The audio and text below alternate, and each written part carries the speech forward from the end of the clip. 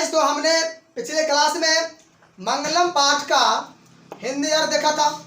उसके बाद हमने कहा था कि मंगलम पाठ का जो ऑब्जेक्टिव क्वेश्चन है, वस्तुनिष्ठ क्वेश्चन, उसका क्लास निकालेंगे। तो हमने वो क्लास भी दिया। अब उसका जो क्लास है हमारा मंगलम पाठ का विषयनिष्ठ क्वेश्चन अर्थात सब्जेक्टिव और मोस्ट प्रीवियस क्वेश्चन है। वो क्वेश्चन है, हम देखते पहले हमारा लक्ष्य अकेडमी कोचिंग है और मैं बात कर रहा हूँ आगे जो मेरा चैनल है लक्ष्य अकेडमी ऑफिशियल, तो उसको जरूर सब्सक्राइब कीजिएगा। आप लोग ध्यान दीजिएगा, आगे शेयर भी करना है, दबा के लाइक करना है, घुमा के नहीं, दबा के। हम बात करते हैं, मेरा पहला क्वेश्चन है कि नदी और विद्वान में क्या समानता है। नदी और विद्वान में क्या समानता है? तो नदी और विद्वान की जो चर्चा किया गया है वह क्या गया? मुंडकोपनिषद में किया गया चर्चा कि मुंडकोपनिषद में बताया कि मुंडकोपनिषद में महर्षि वेद व्यास जी का कहना है कि जिस प्रकार बहती हुई नदियां अपने नाम और रूप अर्थात व्यक्तित्व, अपनी पहचान को त्याग कर समुद्र में मिल जाती है, ठीक उसी प्रकार विद्वान पुरुष अपने नाम और रूप अर्थात अहम घमंड को त्याग कर ब्रह्म को प्राप्त कर लेते हैं, अर्थात भगवान को प्राप्त कर लेते हैं। तो यहाँ नदी की समानता भी दी गई है, अब विद्वान की समानता दी गई है। मैं फिर से पढ़ता हूँ, मुंडकोपनिषद में महर्षि वेद व्यास जी का कहना है कि जिस प्रकार बहती हुई नदियां अपने नाम और रूप को त्याग कर अर्थात व्यक्तित्व को त्याग कर समुद्र में मिल जाती है, ठीक उसी प्रकार विद्वान पुरुष अपने नाम और रूप को अर्थात अहम को त्याग कर ब्रह्म को प्राप्त कर लेता है। ये खत्म हो गया। क्वेश्चन अगला है, आत्मा का स्वरूप कैसा है और वह कहाँ निवास करती है या कहाँ रहती है? आत्मा का स्वरूप क्या है, मतलब ये आत्मा के बारे में पूछ रहा है। तो मैं बताना चाहूंगा, यहाँ जो है आत्मा में जो क्या गया चर्चा, कठोपनिषद में आत्मा की चर्चा, कठोपनिषद में आत्मा का स्वरूप बड़ा ही अपूर्व विश्लेषण किया गया है कि आत्मा मनुष्य के हृदय रूपी गुफा में अवस्थित है, स्थित है, जो अणु से भी सूक्ष्म, मतलब छोटा से छोटा या सूक्ष्म से सूक्ष्म और बड़ा से बड़ा होता है, या महान से महान होता है, या महान से महान है। इसका रहस्य समझने वाला व्यक्ति, इसका रहस्य समझने वाला सत्य का अन्वेषण करता है, सत्य के राह पर चलता है, और वह आत्मा क्या होता है? शोक रहित। वह आत्मा शोक रहित होता है। तो यह है कठोपनिषद में आत्मा का स्वरूप बड़ा ही अपूर्व विश्लेषण किया गया है कि आत्मा मनुष्य के हृदय रूपी गुफा में अवस्थित है। यह अणु से अणु और सूक्ष्म सूक्ष्म या छोटा छोटा होता है और बड़ा से बड़ा होता है, यह महान से भी महान होता है। इसका रहस्य समझने वाला व्यक्ति सत्य का अन्वेषण करता है और वह शोक रहित होता है। पाठ के आधार पर सत्य की महत्ता पर प्रकाश डाले। ये क्वेश्चन हमारा तीसरा है कि मंगलम पाठ के आधार पर पूछ रहा है कि सत्य का महानता क्या है, सत्य क्यों महत्वपूर्ण है, सत्य क्यों हमारे लिए जरूरी है।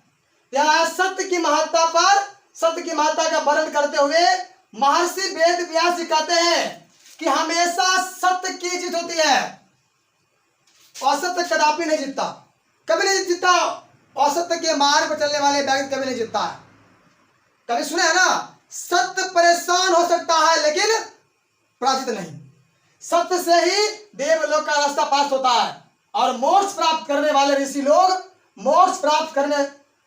लोग सत्य को प्राप्त करने के लिए ही देवलोक के रास्ते जाते हैं, क्योंकि देवलोक सत्य का खजाना है। तो सत्य का महत्व यही था। अब हम आगे बात करते हैं, महान लोग संसार रूपी सागर को कैसे पार करते हैं। जो महान पुरुष हैं, जो विद्वान पुरुष हैं, जो दिव्य पुरुष हैं, जो श्रेष्ठ पुरुष हैं, वो लोग संसार रूपी सागर को कैसे पार करते हैं। तो यहां बताया गया है, यह जो आपका क्वेश्चन है, जो प्रश्न है, वो प्रश्न आपका सबसे लास्ट जो आपका श्लोक, महान लोग संसार रूपी सागर को कैसे पार करते हैं। महान लोग, कीर्तिमान लोग, विद्वान लोग या ऐसे सभी लोग, ये सभी लोग कैसे पार करते हैं। तो श्वेता उपनिषद में ज्ञानी लोग और अज्ञानी लोग में अंतर स्पष्ट करते हुए ज्ञानी लोग और अज्ञानी लोग में अंतर स्पष्ट करते हुए महर्षि वेद व्यास जी कहते हैं कि अज्ञानी लोग अंधकार स्वरूप और ज्ञानी जो लोग हैं वह प्रकाश स्वरूप है। जो जिसके पास ज्ञान नहीं है, जो अज्ञान है, वह अंधकार के रूप में है, और जिसके पास ज्ञान है वो किसके रूप में है? प्रकाश के रूप में। कहता है कि महान लोग इसे समझकर और मृत्यु को पार कर जाते हैं।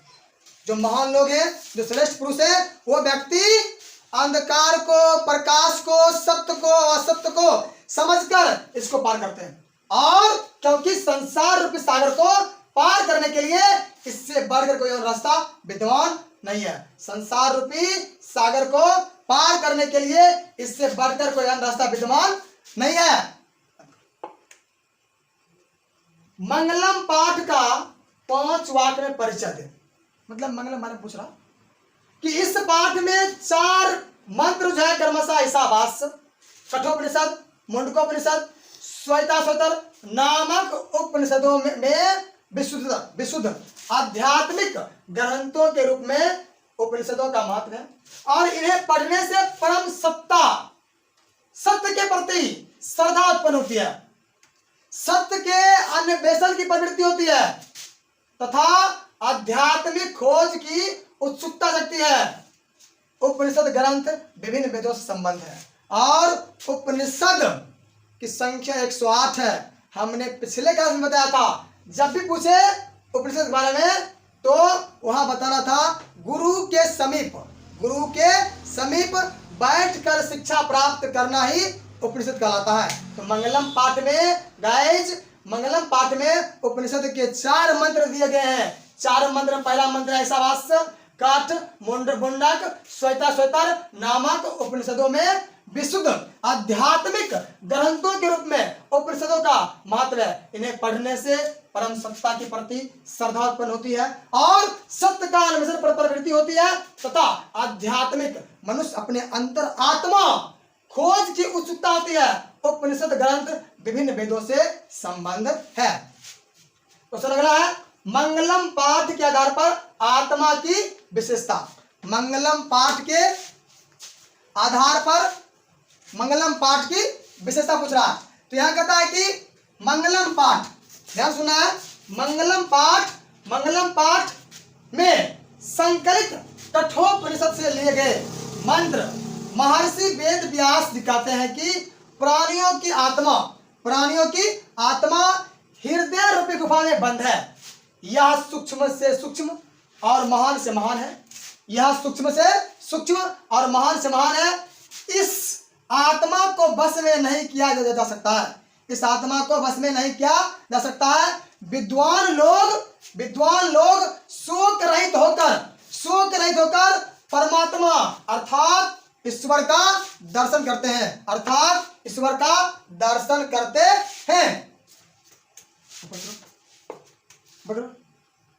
क्वेश्चन अगला है, ब्रह्म को किस प्रकार प्राप्त करता है? जो महान पुरुष है वह ब्रह्मा को, भगवान को, सत्य को कैसे प्राप्त करते हैं? तो मुंडकोपनिषद में महर्षि वेद व्यास, हे किसान मजा ले रहा है, यहाँ देखो, कहता है कि मुंडकोपनिषद में महर्षि वेद व्यास का कहना है कि जिस प्रकार बहती हुई नदियां अपने नाम और रूप को अर्थात व्यक्तित्व को त्याग कर समुद्र में मिल जाती है, ठीक उसी प्रकार महान पुरुष अपने नाम और रूप अर्थात अहम को त्याग कर ब्रह्म को प्राप्त कर लेते हैं। Guys, question number 1, question number 7 दोनों का सेम उत्तर है। सिर्फ क्वेश्चन क्या है, प्रश्न क्या है, अलग अलग है कि ब्रह्म को प्राप्त किस प्रकार करता है। तो ब्रह्म को मुंडकोपनिषद में महर्षि वेद व्यास का कहना है कि इस प्रकार बहती हुई नदियां अपने नाम और रूप अर्थात व्यक्तित्व को त्याग कर समुद्र में मिल जाती है, उसी प्रकार महान पुरुष अपने नाम और रूप अर्थात अहम की भावना घमंड को त्याग करके ब्रह्म को प्राप्त करते हैं।